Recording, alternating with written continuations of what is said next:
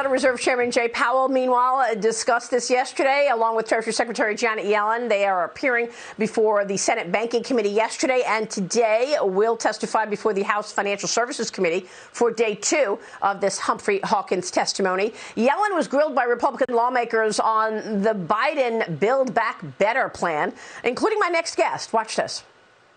There are places where there are not workforce requirements, like the child tax credit, but the vast majority, the overwhelming preponderance of individuals who receive these tax credits, the child tax credit, do work.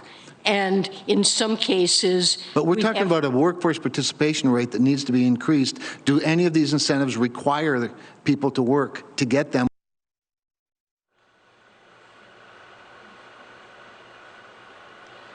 Very good point from North Dakota Senator and Senate Banking Committee member Kevin Cramer. He joins me right now. Senator, it's good to see you. Thanks very much for being here this morning.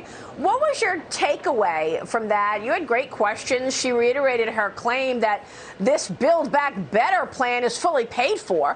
The CBO estimates that it would add $367 billion to the federal deficit over 10 years. And, Senator, we had Maya McGinnis on this program who told us that the cost of this plan is actually $4.9 trillion, not the $1.7 trillion that the Democrats are calling it. Your takeaway from yesterday's testimony? Well, thank you, Maria. Frankly, I thought Secretary Yellen, she's doing her best to spin this thing. But you're exactly right. Both Penn Wharton, at least both Penn Wharton and the Council for Responsible Government Budget have both analyzed this Build Back Better plan. And remember that the $1.7 trillion cost is based on things like the child tax credit, for example, expiring after 1 year, or the child care tax expiring after 1 year. Well, we all know that's not going to happen, but this is the budget trick that they use. They pass a 1 year bill and pay for it over 10 years, so it looks like it actually balances or it's actually paid for. So you're right, we're talking about something between $4.5 and $5 trillion over the course of 10 years. And then, of course, that it becomes permanent. I mean, it's not just 10, it's 20, it's generations. It changes, fundamentally changes America, which is what they want to do, which is why we've got to oppose it. So what happens with this bill? I know that it includes much higher taxes. What's your timing? Schumer and Pelosi want to get another vote in the books by Christmas, certainly. December 17th, I'm hearing, is the date that they're talking about. Will they be able to jam it through? Well, that's up to a couple of key Democratic senators. Obviously, we all know Joe Manchin, Kyrsten Sinema hold a lot of the cards. I don't think either one of them's in a transaction mode, frankly. I think they want a better bill if they're going to vote for it, and thank goodness for that.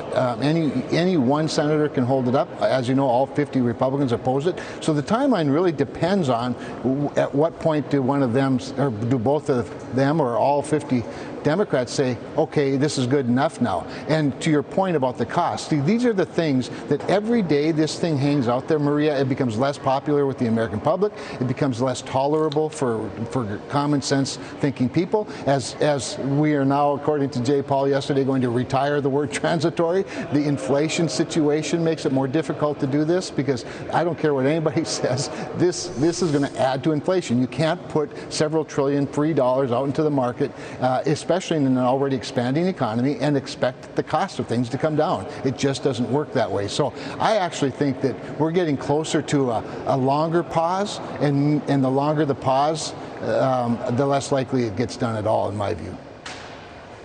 Let me ask you about some of these nominations. I want to get to the Richard Cordray idea in a second, but first let's talk about Saule Omarova. Is it fair to expect that she's not going to get through the Senate in terms of being nominated as the comptroller of the currency position? Given the fact that we're not hearing anything about it, are there votes for her in the Senate right now? This from the woman who said she wants oil and coal companies to go bankrupt, and she also wants the Federal Reserve to federalize our private bank accounts?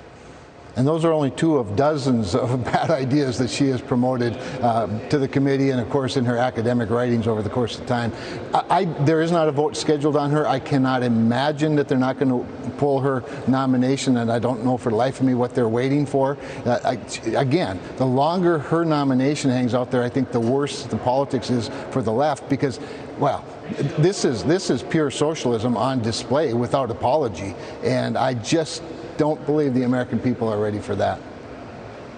So President Biden reportedly considering Richard Cordray as the Federal Reserve's top banking regulator.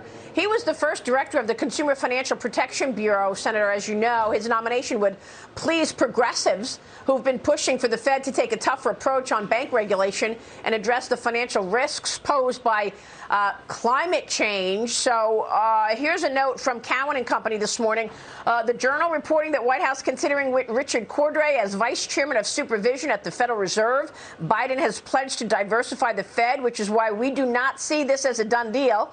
Were he nominated, he likely needs every Democrat vote to be confirmed. No matter the pick, big bank capital requirements will rise. Your thoughts on this pick?